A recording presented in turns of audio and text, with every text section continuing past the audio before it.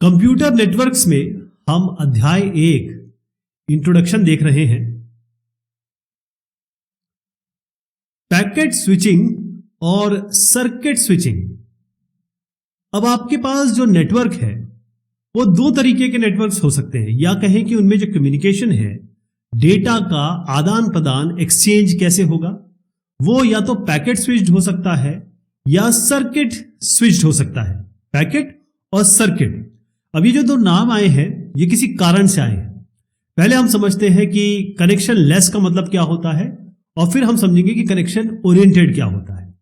तो packet switching का मतलब ये है कि मान लीजिए आपके पास यहां पर एक पैकेट है जिसको हम मैसेज 1 कह रहे हैं, और यहां पर एक पैकेट है जिसको हम कह रहे हैं मैसेज 2। तो हर एक पैकेट, जैसे ये मैसेज 1 है और ये मैसेज 2 है, हर एक पैकेट एक दूसरे के साथ या एक दूसरे के अलहदा किसी भी राउट को लेकर किसी भी रास्ते को अख्तियार करके एक पॉइंट से दूसरे पॉइंट तक जा सकता है। कहने का मतलब ये आपका मैसेज है, और ऐसा भी सोच सकते हैं आप कि आपके पास एक पैकेट है और पैकेट का साइज मान लीजिए आपका 8000 है बिट, या फिर आप 4000 मान लीजिए। उसको डिवाइड कर दिया गया, यानी कि उसकी डिसअसेंबली हो गई। अब ये पहला पार्ट है, ये दूसरा पार्ट है, तीसरा पार्ट है। तो पहला पार्ट जो है वो ये रास्ता ले सकता है, दूसरा जो आपका पार्ट है वो ये रास्ता ले सकता है, तीसरा ऐसे ले सकता है। यानी कि हर एक जो पैकेट है वो इंडिपेंडेंट है। मैं ये नहीं कह रहा हूं कि सब अलग अलग ही लेंगे, हो सकता है सारे एक ही ले लें, लेकिन ये कभी भी किसी और पे डिपेंडेंट नहीं है। तो पैकेट स्विचिंग का मतलब ये होता है। अब इसमें क्या फायदा है ये देखिए। मान लीजिए कि ये सी राउटर डाउन हो जाता है, तो मैंने आपको बताया कि दूसरा और तीसरा पैकेट जो है वो इस रास्ते से एक ऐसे जा रहा था, एक ऐसे जा रहा था। इसका मतलब ये जो सी पैकेट है, ये जो सी राउटर है, या ये कहें कनेक्टिंग डिवाइस समझ लीजिए, वो अगर ब्रेक हो गया, ये खराब हो गया, तब क्या करेंगे? तब दूसरा रास्ता अख्तियार करेंगे। यानी कि पैकेट स्विचिंग में अपने आप सिस्टम खुद को कॉन्फ़िगर करता है कि मान लीजिए पहला पैकेट तो पहुंच गया, दूसरा पैकेट यहां पर आया, देखा कि यहां तो गड़बड़ हो गई, तो फिर वो दूसरा भी ऐसा रास्ता लेगा, जैसे एक यहां से चला गया और एक ऐसा चला गया, या दोनों ही ऐसे चले गए। बहुत सारे अगर पैकेट एक साथ राउटर पे आ रहे हैं तो होगा क्या? मान लीजिए ये एक राउटर है, राउटर का इतना मतलब समझ लीजिए एक नेटवर्किंग डिवाइस है, और इसका यही है कि भाई यहां से डेटा आ रहा है, या बिट्स आ रहे हैं, पैकेट्स आ रहे हैं। पैकेट का मतलब कुछ नहीं होता है, बस एक कॉम्बिनेशन ऑफ पैकेट। जैसे आपने 100 कह दिया, 200 कह दिया, 4000 कह दिया, 5000 कह दिया, उसी को हम पैकेट कहते हैं। अब ये पैकेट जो है ये यहां पर एक साथ बहुत सारे आ गए, बहुत ज्यादा आ गए, इसी को हम चोकिंग कहते हैं। और जब बहुत सारे पैकेट आएंगे तो ये राउटर क्या करेगा? इन पैकेट को गिराने लगेगा, मतलब इनको छोड़ने लगेगा। पैकेट स्विचिंग में राउटर या कहें कोई भी connecting device, networking device packet को छोड़ सकती है, गिरा सकती है, लूज कर सकती है। ये इसमें एक बहुत इंपॉर्टेंट चीज है, और यही जो कॉन्सेप्ट है ये फ्लो कंट्रोल, कंजेशन, इन सब में देखा जाता है। अगर सेंडर ये देखता है कि भाई कुछ गड़बड़ हो गई है, तब क्या होगा कि क्योंकि यहां पर आप देखेंगे कि पैकेट गिर रहे हैं, तो इससे यह होगा कि जब हमारे पैकेट पूरे पहुंच ही नहीं रहे हैं तो क्वालिटी ऑफ सर्विस गिर जाएगी।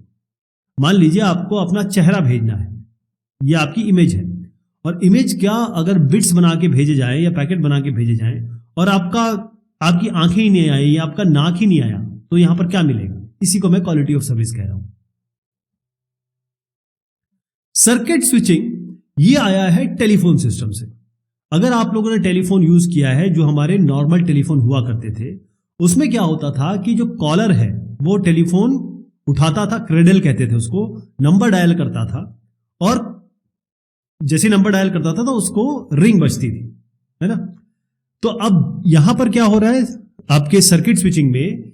यहां पर कॉलर जो होगा वो जिसको कॉल किया है उसको कॉल करेगा, नंबर मिलाएगा और थोड़ा वेट करेगा।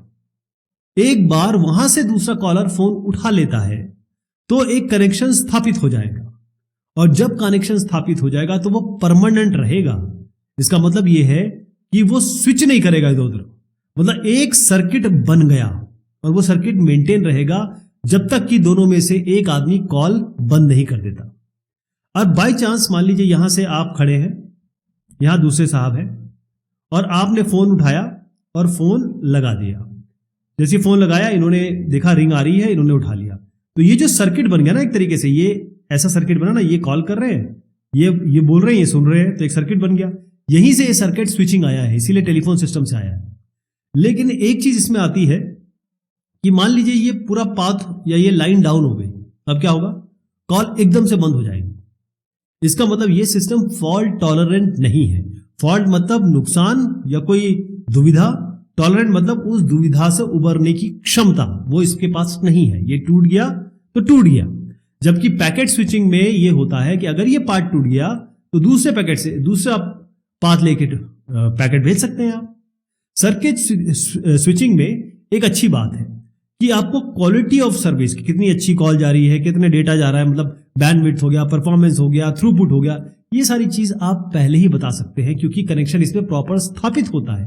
क्योंकि एक बार कनेक्शन स्थापित हो गया, यानी कि कनेक्शन पहले आप एडवांस में स्थापित करते हैं, पहले कनेक्शन होता है, उसके बाद बाकी चीजें होती है ना। तो इसका मतलब यह है कि बैंडविड्थ क्या है, बफर स्पेस क्या है, सीपीयू टाइम क्या, ये सब पहले से ही डिसाइड किया जा सकता है। ये इसका फायदा हो गया। और मान लीजिए कि रिसोर्सेस पूरे नहीं है, कोई भी रिसोर्स मान लीजिए, यानी कि आपके पास बैंडविड्थ उतनी नहीं है, या फिर थ्रूपुट उतना नहीं है, या फिर कंजेशन हो रहा है, तो आप क्या करेंगे?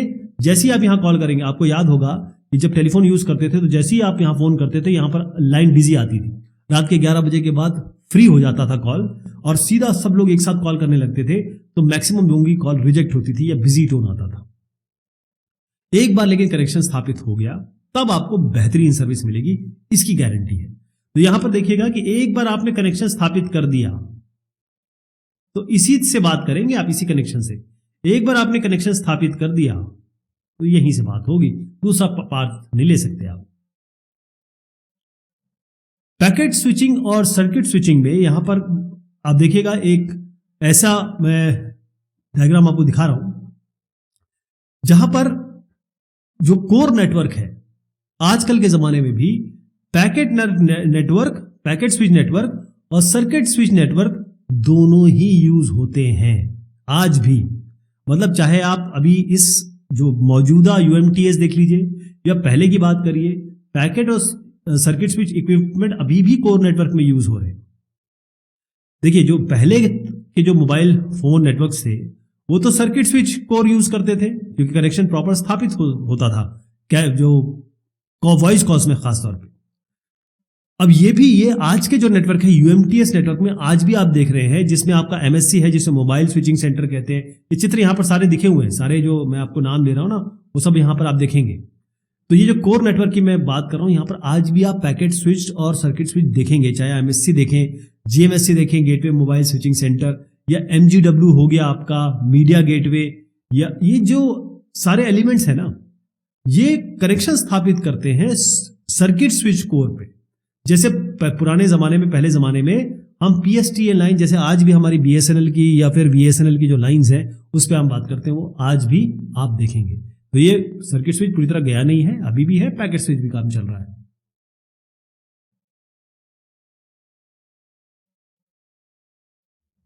पैकेट स्विचिंग और सर्किट स्विचिंग ये तरीके हैं, किस तरीके से कनेक्शन स्थापित होगा या नहीं होगा, कैसे डेटा जाएगा, एक पाथ लेगा, मल्टीपल पाथ लेगा, या अलग अलग राउट से जाएगा।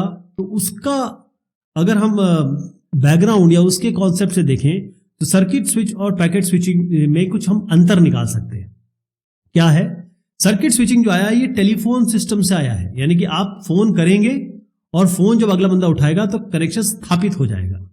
इसका मतलब physical path between source and destination. जब आप एक फिजिकल पाथ यहां से यहां तक जब भी आप बात करेंगे, तो एक पूरा फिजिकल पाथ बन जाएगा और इसी के थ्रू आप बात करेंगे। ठीक है। पैकेट स्विचिंग में कोई फिजिकल पाथ नहीं होता। इसका मतलब यहां से जब आप वॉइस कॉल करेंगे या फिर जब कम्युनिकेशन स्थापित करेंगे, तो वो ये पाथ भी ले सकता है या ये पाथ भी ले सकता है। ये डिपेंड करता है कि कौन सा पाथ अवेलेबल होगा।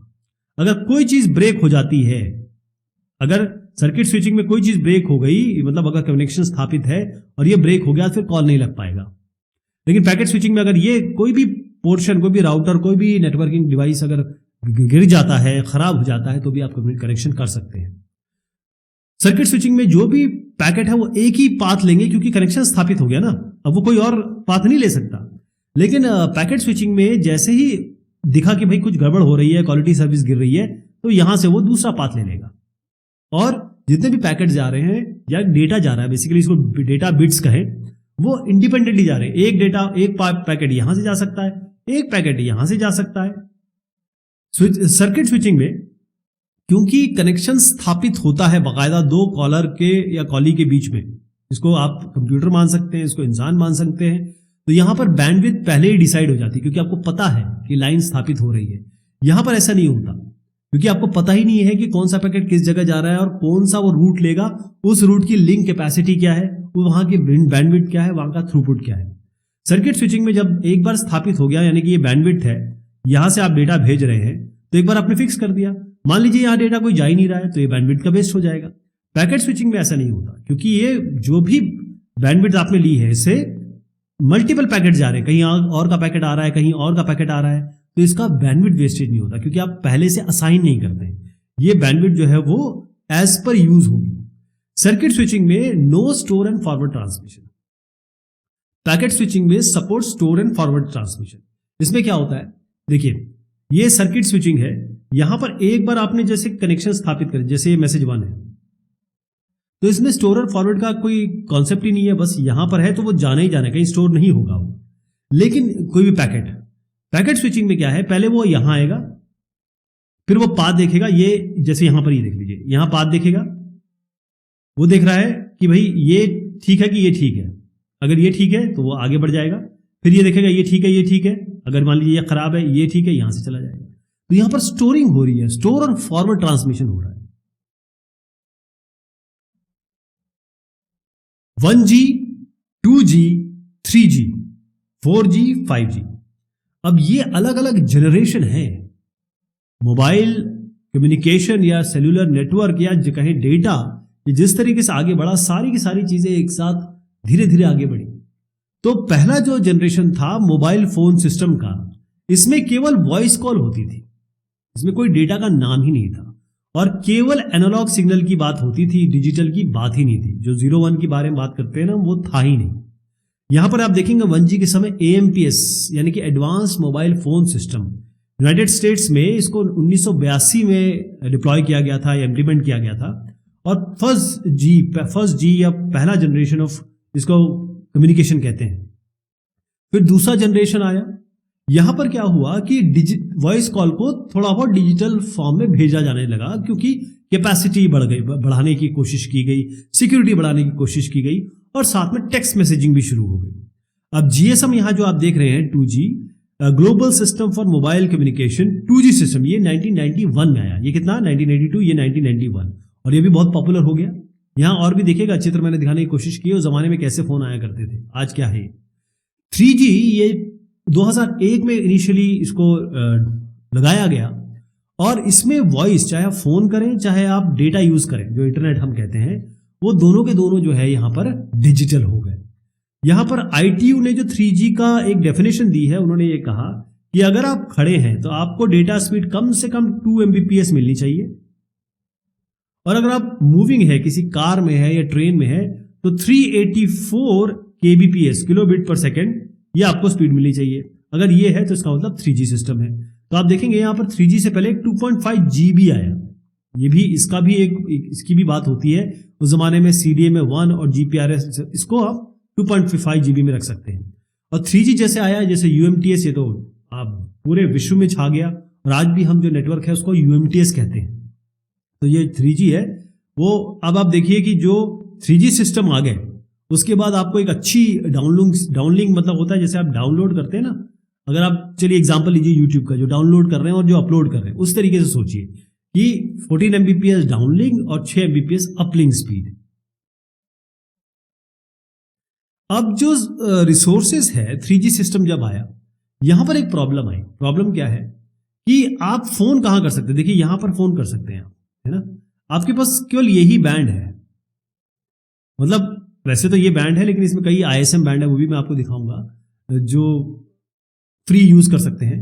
लेकिन मोबाइल फोन के लिए एक फ्रीक्वेंसी चाहिए, और वो जो फ्रीक्वेंसी का बैंड है जो मैं आपको दिखा रहा हूं, ये गवर्नमेंट बेचती है।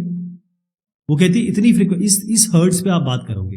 तो गवर्नमेंट के पास पूरा राइट होता है कि भाई ये जो पार्ट है इसको आपको ये एक कंपनी को दे दिया, ये पार्ट दूसरी कंपनी को दे दिया। इसका बेसिकली ऑक्शन करते हैं कि ये इतने करोड़ में, उतने करोड़ में। मैं आपको पैसा बताऊंगा तो आपकी आंखें चुंधिया जाएंगी कि इतने में बेचा जाता है। यानी अगर आपने स्पेक्ट्रम यूज किया या कोई एक पार्ट लिया, जब आपके पास स्पेक्ट्रम आ जाता है तो इस पर्टिकुलर फ्रीक्वेंसी पे आप कोई भी चीज डिजाइन कर रहे हैं, मोबाइल फोन डिजाइन कर रहे हैं या फिर उसकी जो ऑल भी पेरिफेरल डिवाइसेस हैं वो डिजाइन कर रहे हैं, बना रहे हैं, तो आप आराम से बना सकते हैं। क्योंकि इस फ्रीक्वेंसी को अगर किसी ने ले लिया तो इस फ्रीक्वेंसी पे कोई और बात तो नहीं करेगा। बट लेकिन ये बहुत जबरदस्त पैसा लगता है साहब इसमें। मैं आपको बताऊं 2000 पे ले जा रहा हूं आपको। मैं अभी 2020-22 की तो बात ही नहीं कर रहा हूं। 2000 में 3G लाइसेंस जब बेचे गए, जब उसको ऑक्शन किया गया, तो वो $40 बिलियन में केवल स्पेक्ट्रम जब ऑक्शन किया गया, देखिएगा। तो इसका मतलब ये है कि स्पेक्ट्रम नहीं है ना, स्पेक्ट्रम बहुत छोटा सा मिला हुआ है, बहुत छोटा पार्ट मिला हुआ है। अब उसी पार्ट को मोबाइल कंपनी को, मोबाइल नेटवर्क को यूज करना है। तो सेलुलर नेटवर्क का फिर डिजाइन चेंज हुआ कि भैया इसके लिए तो कुछ करना पड़ेगा। तो यहां पर कॉन्सेप्ट आया फ्रीक्वेंसी रीयूज का। फ्रीक्वेंसी रीयूज का मतलब यह है कि अगर एक आदमी बात कर रहा है, वो एक फ्रीक्वेंसी पे बात कर रहा है, दूसरा भी इसी फ्रीक्वेंसी पे बात करेगा, तो इसका मतलब ये फ्रीक्वेंसी जो होंगी वो आपस में टकराएंगी। मतलब इसमें बहुत सारी चीजें, इंटरफेरेंस वगैरह कॉन्सेप्ट आता है और फिजिक्स का कॉन्सेप्ट है वो। तो रेडियो इंटरफेरेंस हो जाएगा। अगर यहां पर एक आदमी बात कर रहा है और मल्टीपल आपने कई लोगों को सब्सक्राइबर बना दिया, तो इससे क्या होगा, यूजर असाइन चैनल किस तरीके से एक दूसरे को इंटरफेयर ना करे। तो उसके लिए एक तकनीक अपनाई गई कि इनको सेल में बांटा गया और इन सेल को इस तरीके से बांटा गया कि यहां पर ये जैसे ए है पार्ट, मतलब इसको और सेलुलर नेटवर्क को और थोड़ा सा इलॉबरेट किया गया। जैसे ये ए और ए है, ये दोनों ऐसे पार्ट हैं जो जहां पर मैं बात करूंगा और आप बात करेंगे तो इंटरफेरेंस नहीं होगा। इसको हम कहते हैं फ्रीक्वेंसी रीयूज। तो यहां पर अच्छा अगर स्पेक्ट्रम का यूज करना है तो सबसे बेहतरीन है इस तरीके का कुछ आयाम बनाया जाए, इस तरीके का कुछ तकनीक लगाया जाए कि फ्रीक्वेंसी रीयूज हो सके, इसका दोबारा इस्तेमाल किया जा सके। क्योंकि जैसे मैंने कहा ना, यहां से बात करोगे आप तो क्या होगा, फ्रीक्वेंसी इंटरफेयर करेंगे। लेकिन आप यहां इनके बीच में बात करोगे, ये बात करोगे, इनके बीच में बात करोगे, तो वही एरिया ले लिया, लेकिन आपने उसको फ्रीक्वेंसी के हिस्से से डिवाइड कर दिया, तो इससे कैपेसिटी बढ़ गई आपके नेटवर्क की। इसके अलावा अलग अलग तरीके के एंटेना बने। जैसे आप देखेंगे अलग अलग तरीके के एंटेना दिखाने की कोशिश की गई है यहाँ पे। डायरेक्शनल एंटेना है, सेक्टर्ड एंटेना है, बहुत तरीके के ऐसे एंटेना है जो इंटरफेरेंस के को रोकने में बहुत ये कहें कि बहुत बढ़िया काम करते हैं। 5G और 4G। अब 5G तो 2020 में लॉन्च एक तरीके से हो ही गया था, लेकिन कुछ ऐसे सर्कमस्टेंसेस बने मेडिकली और पैंडेमिक के कि थोड़ा सा इसको अभी धीरे धीरे वो आगे बढ़ रहा है। लेकिन कई ऐसे क्षेत्र हैं, कई ऐसे देश हैं जहां पर 5G बहुत अच्छी तरीके से चल रहा है। लेकिन मैं शुरुआत करूंगा 4G और 5G में 4G से। 4G जो पॉपुलर हुआ ना, वो था 4G LTE, long term evolution. जबरदस्त स्पीड, और 2000 के अंत में आए, यानी कि जो 2000 का सन है उसमें आखिर में आई है। लेकिन 4G LTE वो इतना पॉपुलर हो गया जैसे ये इंट्रोड्यूस हुआ कि उस जमाने में WiMAX था ये, और इसकी बड़ी चर्चा थी 802.16। लेकिन 4G LTE long term evolution जैसी आया, इसने WiMAX को धराशायी कर दिया। और 5G स्पीड ये तो आपको 10 Gbps स्पीड दे रही है। यानी 2020 का मैंने कहा ना, इसको डिप्लॉयमेंट जो था इसका 2020 में बहुत जबरदस्त तरीके से शुरू होना था, बहुत जगह हो भी गया है, कई जगह हो रहा है। और 4G कौन सा फ्रीक्वेंसी बैंड यूज करता है, ये 20 मेगाहर्ट्ज तक करता है, जबकि 5G जो यूज करता है ये इससे ऊपर का करता है, यानी कि 6 गीगाहर्ट्ज तक। कहां की बात कर रहे हैं आप, 20 मेगाहर्ट्ज और 6 गीगाहर्ट्ज। तो जहां पर फ्रीक्वेंसी बहुत ज्यादा हो जाती है वहां पर मसला आता है एटेन्यूएशन का, यानी कि सिग्नल आपका एनर्जी लूज कर देगा, आपस में फ्रीक्वेंसी टकराएंगी, वो कंस्ट्रक्टिव भी हो सकती है, वो डिस्ट्रक्टिव भी हो सकती है। इसके कारण नया एल्गोरिथम, नई टेक्नोलॉजीज लाना मस्ट हो गया 5G के लिए। और इसमें आप माइमो है, मल्टीपल इनपुट मल्टीपल आउटपुट, इस तरीके से एंटीना एरेज आ गए, या आने की कहें तकनीक ये डेवलप होने लगी। और सबसे बड़ी बात, क्योंकि अब आप इस फ्रीक्वेंसी रेंज में पहुंच गए हैं और आप जानते हैं कि जब आप शॉर्ट माइक्रोवेव की बात करते हैं तो ये पानी का बड़ा असर होता है, पानी इसमें अब्जॉर्ब हो जाते हैं। Wireless network, wifi. वाईफाई इसका फॉर्मल नाम क्या है? 802.11 इसका स्टैंडर्ड है, IEEE, लेकिन वाईफाई इसका फॉर्मल नाम है। अब होता यह है कि हमारे पास एक स्पेक्ट्रम है, उस स्पेक्ट्रम में मोबाइल फोन किसी एक फ्रीक्वेंसी पे काम करते हैं, किसी रेंज पे काम करते हैं। तो हुआ ये कि जो लाइसेंस स्पेक्ट्रम उसका इस्तेमाल करना तो बहुत पैसे, पहले तो सरकार से खरीदो, फिर उसके लिए अलग से टेक्नोलॉजी डेवलप करो। तो 802.11 यानी कि वाईफाई है, ये अनलाइसेंस बैंड, जिसका लाइसेंस नहीं लेना पड़ता, सरकार से खरीदना नहीं पड़ता, जो ISM बैंड है, इंडस्ट्रियल, साइंटिफिक और मेडिकल बैंड्स, ITUR ने जो बताया है, ये टेलीकम्युनिकेशन यूनियन है, इसके बारे में भी मैं आपको बाद में बताऊंगा। तो आप देखेंगे 902 से लेकर 928 ये जो मेगा हर्ट्ज है, ये इंडस्ट्रियल बैंड है। 2.4 गीगाहर्ट्ज से 2.5 करीब स्पेसिफाई करूं तो 2.4835 ये आपका साइंटिफिक बैंड है, ये इंडस्ट्री के लिए बिल्कुल मतलब फिक्स है, ये साइंटिफिक यूज के लिए है। और 5.725 से लेकर 5.825 ये जो बैंड है, ये आपका किसके लिए है? निर्धारित मेडिकल यूज के लिए।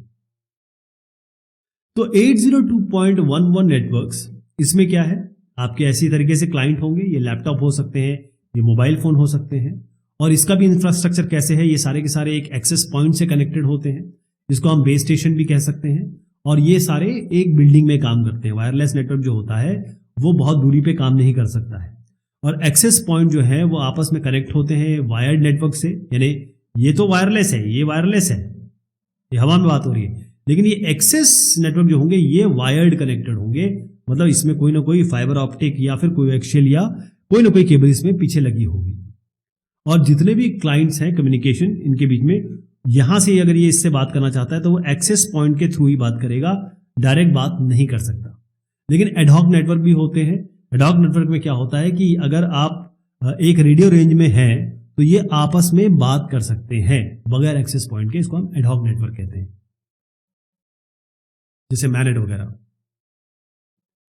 अब जो फ्रीक्वेंसी इसमें 802.11 में यूज होती है, इसमें क्या है, जो रेडियो सिग्नल्स हैं वो ऐसे टकराते हैं, मतलब यूं गए ऐसे आ गए, यहां से टकराए ऐसे आ गए। तो यहां अलग अलग, क्योंकि बिल्डिंग्स हैं, अलग अलग इंफ्रास्ट्रक्चर बना हुआ है, तो यहां पर मल्टीपल पाथ से ये आते हैं रिसीवर के पास। अब जब मल्टीपल पाथ से ये आ रहे हैं तो हो सकता है कि इस तरीके से ये मिल रहे हो, जैसे एक ये सिग्नल है, दूसरा ये ऐसा सिग्नल है, तो जुड़ जाएंगे। लेकिन एक ऐसा सिग्नल है और दूसरा ऐसा सिग्नल है,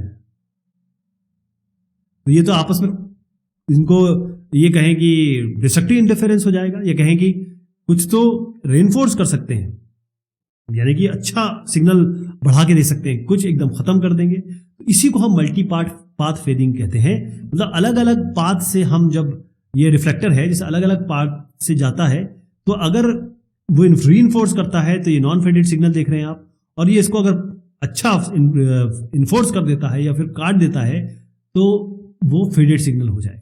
ये आप यहां पर भी देख रहे हैं एक्चुअल सिनेरियो में क्या होता है। तो पाथ डाइवर्सिटी इसके लिए यूज किया जा सकता है वायरलेस कंडीशन में। इसमें क्या होता है कि जो इंफॉर्मेशन है उसको हम अलग अलग पाथ से भेजते हैं, और वो सारे पाथ जो होंगे वो इंडिपेंडेंट होंगे। ये नहीं कि सारे के सारे यहीं से भेज रहे हैं, एक यहां से भेजिए, एक यहां से भेजिए, और फिर यहां पर आप देखिएगा कि पाथ डाइवर्सिटी से आपका ये जो फेडिंग वाला या डिस्ट्रक्टिव इंटरफेरेंस वाला काम नहीं होगा, है ना।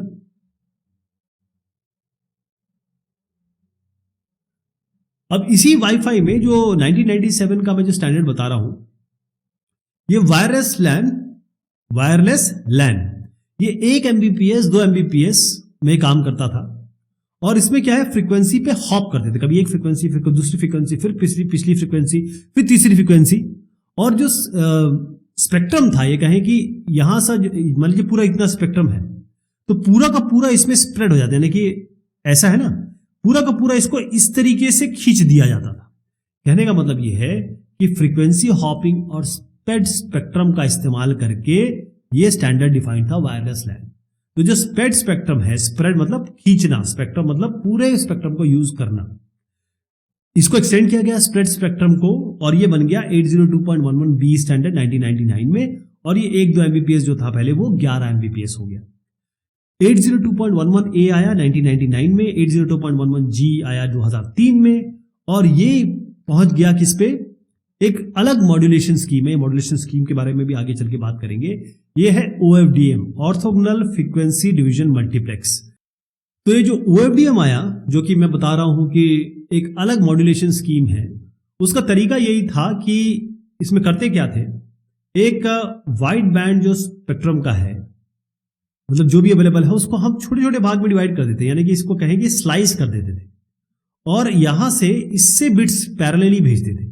तो इससे क्या होता था कि जो एक्चुअल आ रहा है, जो बड़ा सेंसिटिव था सिलेक्टिव फेडिंग के लिए, वो थोड़ा सा कम हो जाता है, यानी कि less sensitive to frequency selective fading. इसकी चित्र दिखाने की कोशिश की है, लेकिन इसकी हम चर्चा बहुत डिटेल में करने वाले हैं। तो वाईफाई का मैं स्टैंडर्ड के बारे में बात कर देता हूँ। 802.11ac है, 802.11ac है, 802.11ad है, और ये, लेकिन बात क्या करेंगे, ये क्योंकि सिंगल रूम में हम बात कर रहे हैं इसकी, क्योंकि जो दीवारें हैं ना, उसके थ्रू ये नहीं जा सकता, इसलिए सिंगल रूम में आपकी ये स्पीड के बारे में बात हो रही है। थोड़ा सा एक बार और दिखा देता हूं आपको। 802.11a ये 54 Mbps, B 11 Mbps, ये इसकी मैक्सिमम डेटा रेट बता रहा हूं। 802.11g 54 Mbps, 802.11n 600 Mbps, 802.11ac 1.3 Gbps, और 802.11ax 10 to 12 Gbps, और यहां पर आप AD भी देख रहे हैं। वायरलेस नेटवर्क में, वाईफाई में, क्योंकि ये ब्रॉडकास्ट मीडियम है, जो भी वायरलेस होता है वो सबको पहुंचता है, तो यहां पर एक बड़ी प्रॉब्लम है मल्टीपल ट्रांसमिशन की, यानी कि कोलिजन की। तो इससे क्या होता है, जो सुन रहा है, अगर कोलिजन हो जाता है तो उसको रिसेप्शन ठीक नहीं मिलेगा। तो इसके लिए 802.11 यानी कि वाईफाई, ये यूज करता है CSMA, carrier sense multiple access, जो कि ये चित्र आप देख रहे हैं।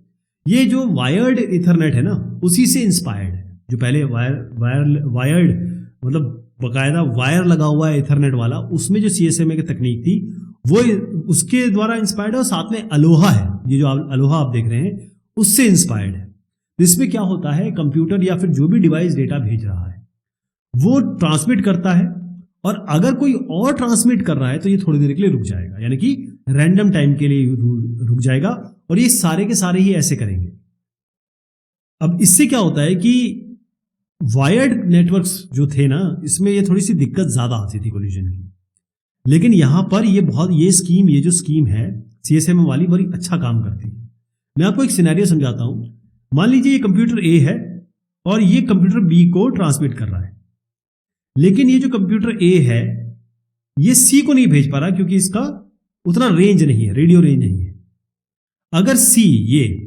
अगर ये B को ट्रांसमिट करना चाहता है ना, तो ये सुन सकता है कि भाई कोई और तो नहीं भेज रहा, लेकिन क्योंकि C और A का रेंज दूर है तो C उस भेज देगा, लेकिन उस समय A भी भेज रहा है, क्योंकि C तो A को नहीं सुन पा रहा है, A C को नहीं सुन पा रहा है, A अभी B को भेज रहा है और C B को भी भेजना चाह रहा है, और जैसे ही भेजेगा, क्योंकि A ऑलरेडी भेज रहा है, तो ये इसके बीच में कोलिजन होगा, है ना। तो इसका सोल्यूशन क्या है कि जैसे ही C को लगेगा कि भाई ट्रांसमिशन में कोलिजन हो रहा है, ये थोड़ा देर रुक जाएगा और रैंडम टाइम के बाद दोबारा भेजेगा। इसी को हम CSMA कह रहे हैं। एक मोबिलिटी भी वाईफाई में एक बहुत बड़ा चैलेंज है, क्योंकि जब एक जगह से दूसरी जगह आप जाते हैं तो फिर कनेक्शन लूज होता है, या कहें कि सिग्नल वीक हो जाते हैं। तो इसके लिए हो सकता है कि वाईफाई में भी अलग अलग आपके, जैसे आजकल आ गया है वाईफाई एक्सटेंडर, कि मान लीजिए आपने घर में यहाँ पर वाईफाई लगाया और यहां तक सिग्नल आ रहा है, तो यहां पर आप एक और एक्सटेंडर लगा दें तो यहां तक आ जाएगा, है ना। तो इसके लिए क्या हो सकता है कि हम इसके लिए भी, जैसे हमारा सेलुलर नेटवर्क में हम बनाते थे, यहाँ मल्टीपल सेल्स बना सकते हैं, हर एक का एक खुद का एक्सेस पॉइंट होगा, जैसे मैं बता रहा हूं एक्सटेंडर। इसके बाद एक और इशू आता है सिक्योरिटी का। देखिए सिक्योरिटी बहुत बड़ा इशू है, क्योंकि ये वायरलेस ब्रॉडकास्ट मीडियम है, तो ये सबको पहुंचेगा डेटा, है ना।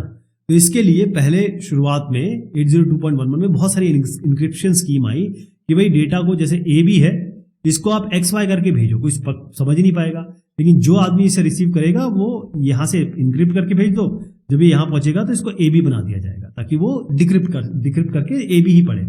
तो इसके लिए WEP आया, जो बहुत बढ़िया चला, वायर्ड इक्विवेलेंस प्रिवेसी, और लेकिन ये फिर ब्रेक कर दिया गया गया, इसको तोड़ दिया गया कि एन्क्रिप्शन स्कीम को अगर आपने ब्रेक कर दिया फिर आपको दूसरी लानी पड़ेगी। फिर उसके बाद 802.11i स्टैंडर्ड जो आया, इसमें आया वाईफाई का प्रोटेक्टेड एक्सेस, यानी इसको WPA कहा गया पहले, वाईफाई प्रोटेक्टेड एक्सेस, बट अब ये WPA2 इसने इसको वो कर दिया है, ये कहे कि ओवर पावर कर दिया है। तो यहां पर आपको जो मैं चित्र दिखा रहा हूं ये सब वाईफाई राउटर हैं, इनमें ये सब चीजें लगी हुई हैं। और 802.1x के बारे में बताऊं तो यहां पर बाकायदा ऑथेंटिकेशन की बात है, एक सर्टिफिकेट बेस्ड ऑथेंटिकेशन है कि क्लाइंट पहले ऑथेंटिकेट होगा, उसके बाद बातचीत शुरू होगी। इससे भी सिक्योरिटी में बहुत फायदा हुआ है, सुरक्षा और बढ़ी है। नेटवर्क प्रोटोकॉल्स, अब इसमें हम डिजाइन गोल्स की मेन बात करेंगे, लेकिन ये चर्चा करेंगे हम अगली बार। तब तक के लिए शुक्रिया, मेहरबानी आप सभी की।